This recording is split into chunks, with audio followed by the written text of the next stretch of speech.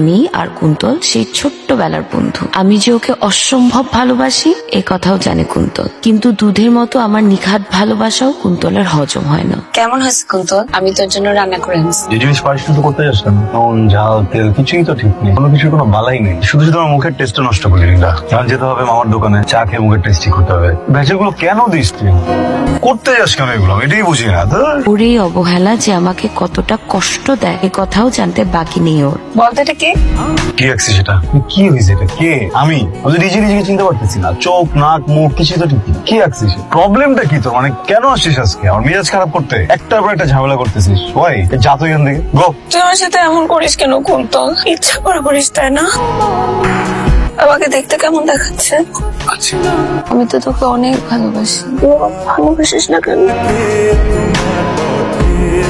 Hello Kuntal, doctor দেখাছিলি? এমন করিস কেন কুন্তল? এতদিন ধরে মাথা ব্যথা বলতেছিস, ডাক্তার দেখাবি না? শোন, তুই আজ বিয়ে করে নে, তারপর দুলাভাই তো আছে, দুলাভাইয়ের কাছে ফ্রিতে ট্রিটমেন্ট করাবো। মজা করিস না কুন্তল, নিজের খেয়াল নিজে রাখ। আমি তো আর আমাকে নিয়ে চিন্তা করছিস না, তোর চিন্তার খোরাক মেটানোর মানুষ এখন আছে। খুব ব্যস্ত রে, পরে ফোন দিই। তুই আসবি না আজকে?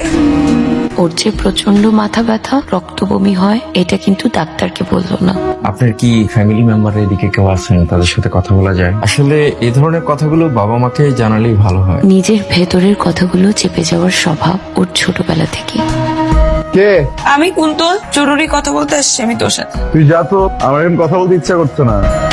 আজকে হয়তো শেষবারের মতো জ্বালাতে আসছি তোকে, প্লিজ দরজাটা খোল। তুই কাঁদতেছিস কেন? এমনি পৃথিবীতে এমনি এমনি কিছু হয় না, বুঝলি? সবকিছুর পিছনে কারণ থাকে। তুই হয়তো আমার সাথে শেয়ার করতে চাচ্ছিস না, তাই তো? আচ্ছা কুন্তল, আমাকে কি তোর খুব অপছন্দ? অপছন্দ কেন হবে? আমি কি ভালো মেয়ে না? আমার পরিচিত, আমার দেখা, আমার জানা সব থেকে ভালো মেয়েটা তুই। তাহলে আমাকে ভালোবাসলি না কেন?